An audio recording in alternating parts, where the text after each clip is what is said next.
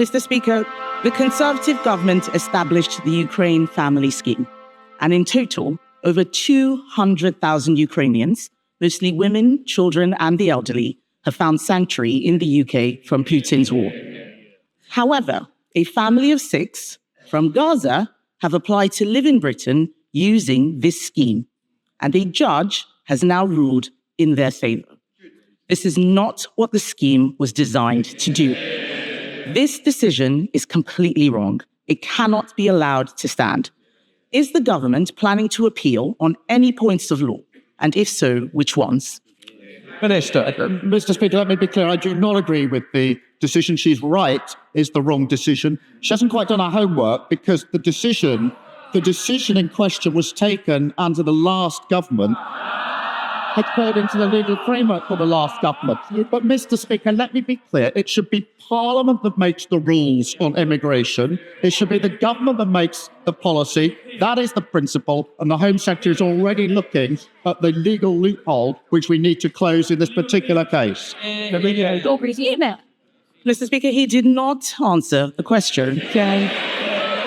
If he plans to appeal, then the appeal may be unsuccessful and the law will need to be changed.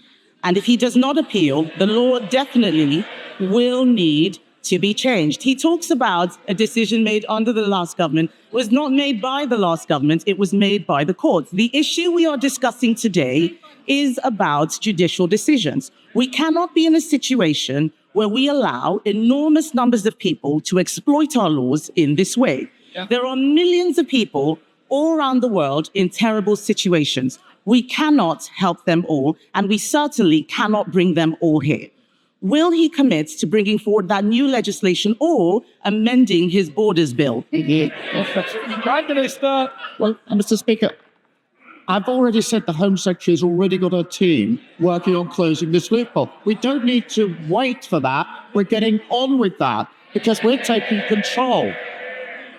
They lost control of immigration. We had nearly 1 million people come into this country, had an open borders experiment.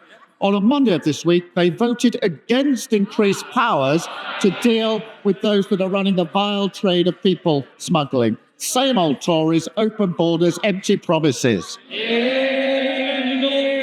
Mr. Speaker, if the Prime Minister was on top of his brief, perhaps he'd be able to answer some questions. Given this crazy decision,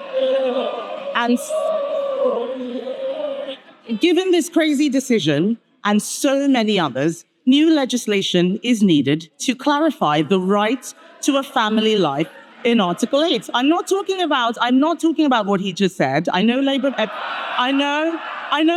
MPs don't understand much of what they're saying, but the Prime Minister literally wrote a book on the European Convention on Human Rights.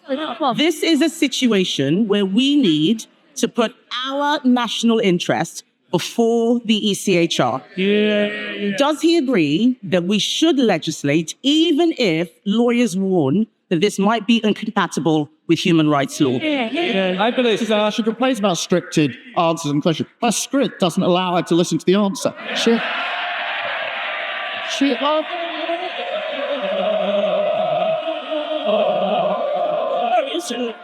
Prime Minister.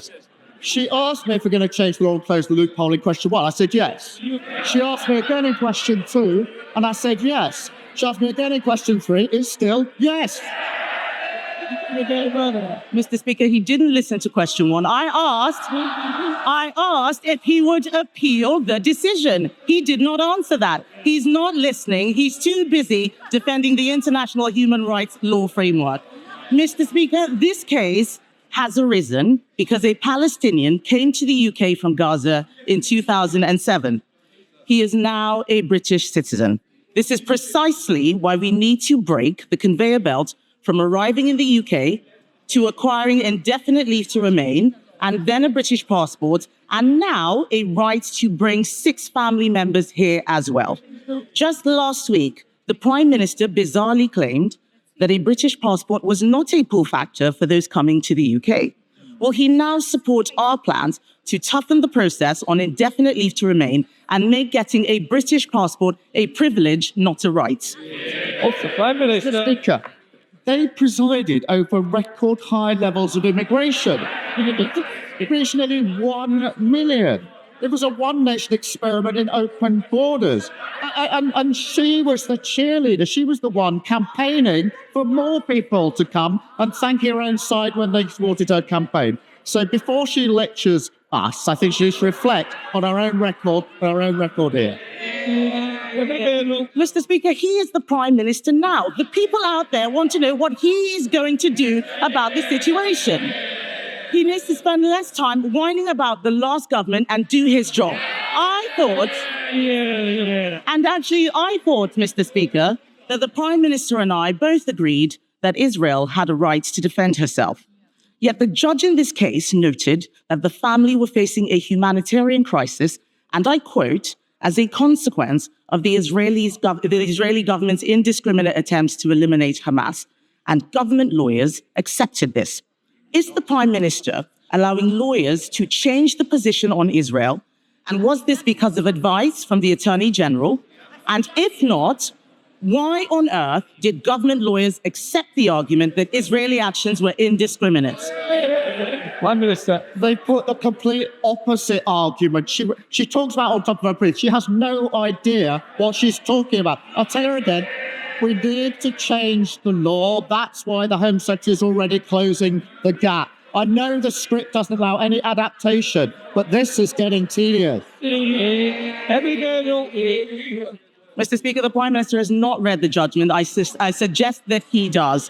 There are very serious questions now. There are very serious questions now being asked about the Attorney General, the Prime Minister's personal friend and donor. Even Labour ministers are concerned. One Labour peer, Lord Glassman, has called him the absolute archetype of an arrogant progressive fool. If we are serious about protecting our borders, we need to make sure we appoint people who believe in our country and everything we stand for. It is not clear the Attorney General does. The government is now recruiting a new Chief Inspector of Borders who lives in Finland and wants to work from home. This is not serious. Why should the British public put up with this? The individual in question was appointed in 2019 by the last government to a senior position. He then worked for 5 years from Finland. We've changed that, and he's now going to be working from the United Kingdom full-time. Finland anti-them.